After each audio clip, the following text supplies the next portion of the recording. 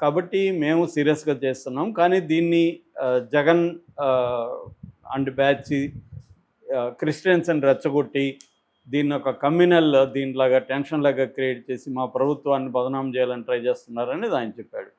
It's a basically political statement. ఎందుకంటే ఆంధ్రప్రదేశ్‌లలో కాదేది కవితకు అనర్హం అని శ్రీశ్రీ అన్నట్టుగా కాదేది రాజకీయాలకు అనర్హం. ఏ ఇన్సిడెంట్ అయినా రాజకీయాలకి వాడడంలో ఎవరు తీసిపోరు. తెలుగుదేశం తీసిపోదు, వైసీపీ కూడా తీసిపోదు. నిజానికి తెలుగుదేశం వాళ్ళు కూడా ఇది జగనే చంపించాడన్నట్టుగా కూడా ఫస్ట్ తెలుగుదేశం మీడియా కూడా ప్రచారం చేసింది. ఎందుకంటే ప్రవీణ్ ఇప్పుడు జగన్‌ని విమర్శించాడని, జగన్ పాస్టర్లకి 5,000 అంతా ఇవ్వడం కరెక్ట్ కాదని, ఇవన్నీ ప్రవీణ్ వీడియోలను బయటికి తీసి ప్రవీణ్ జగన్‌ని విమర్శించాడు కాబట్టి జగనే చంపించాడని కూడా వీళ్ళు కూడా ప్రచారం చేశారు. అట్లాగే ఇప్పుడు వీళ్ళేమో తెలుగుదేశం చంపించిందని ఎవరు ప్రచారం చేయట్లేదు ఇక్కడ నిజానికి. వైసీపీ కానీ, పాస్టర్లు కానీ ఈ ప్రవీణ్ హత్య అని నమ్మేవాళ్ళు కూడా తెలుగుదేశం చేయించిందని ఎవరు చెప్పట్లేదు. కానీ వీళ్ళేమో జగనే చేయించాడని చెప్పారు. కాబట్టి ఇక్కడ రెండు వైపులా కూడా పొలిటికల్గా వాడుకోవడం అనేది ప్రతి అంశాన్ని వాడుకోవడం జరుగుతుంది. కాకపోతే ఇది హత్య అని చెప్పే వాళ్ళ ప్రాబ్లం ఏంటంటే వాళ్ళ దగ్గర ఎటువంటి ఆధారాలు లేవు. అది హత్య అంటే ఎవరు చేసి ఉండాలనేది ఉండాలి కదా, మోటివ్ ఉండాలి, ఎవరు చేసి ఉండాలి అది లేదు. ఒక్కొక్కరు ఒక రకంగా మాట్లాడుతుంటారు. ఎక్కువ మంది అనేది ఏమంటే హిందూ ఫండమెంటలిస్టులే ఇతను హత్య చేస్తుంటారు, ఎందుకంటే ఇతను వాళ్ళని హత్య చేశాడని. కానీ హర్ష కుమార్ లాంటి వాళ్ళు క్లియర్గా ఏం చెప్తాను, నేను కూడా చెప్పాను బిగినింగ్లో, అంటే 3 రకాల వెర్షన్స్ ఉన్నాయి హత్య అనే దానికి. ఒకటి ఇతను హిందూ సంఘాలను కొంత హత్య చేశాడు, అట్లాగే ముస్లిం సంఘాలను కూడా హత్య చేశాడు, అలాగే క్రిస్టియానిటీలో కూడా ఇతన్ని వ్యతిరేకించే వాళ్ళు చాలామంది ఉన్నారు.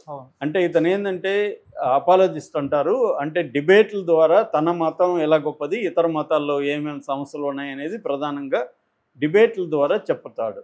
సో దానివల్ల ఏమవుతుందంటే సనాతన హిందూ ధర్మంలో ఉండే అనేక ప్రాబ్లమ్స్ని ఇతను చెప్పడం, దీనికి మన ఇండియన్ కాంటెక్స్ట్ కుల వ్యవస్థ లేదా వర్ణ వ్యవస్థను తీసుకొని చేయడం, అట్లాగే మతాలలో పురాతన సాహిత్యంలో ఉండే కొన్ని విచిత్రమైన అంశాలు ప్రతి పురాతన సాహిత్యంలో కూడా ఇవి ఉంటాయి. మనకెందుకంటే ఫిక్షన్ని రియాలిటీని మిక్స్ చేస్తారు. దీన్నే మనకి లాటిన్ అమెరికా లిటరేచర్లో అయితే మ్యాజిక్ రియలిజం అంటారు. మనకు కూడా ఏంటంటే రాక్షసులు వస్తారు, మనుషులతో జీవిస్తుంటారు. మన పురాణాల్లో రకరకాలుగా ఉంటాయి. ఎవరో కొండలో నుంచి ఒక వ్యక్తి, ఒక ఋషి పుడతాడు, ఇట్లా రకరకాలుగా ఉంటాయి. దీన్నంతా కూడా సైంటిఫిక్గా కోశాంబి లాంటి చరిత్రకారులు వ్యాఖ్యానించారు. కానీ హేతువాదులు అవన్నీ చదువుకోకుండా కిండల్, అంటే మా భాషలో కిండల్ చేయడం అంటే ఎగతాళి చేయడమే పనిగా పెట్టుకొని చేస్తారు. అటువంటి పని ఇతను కూడా చేశాడు. అందువల్ల హిందువులు హత్య అయ్యే అవకాశం ఉంది. అట్లాగే ముస్లింలు కూడా ఇతను చాలామందిని హత్య చేశాడు.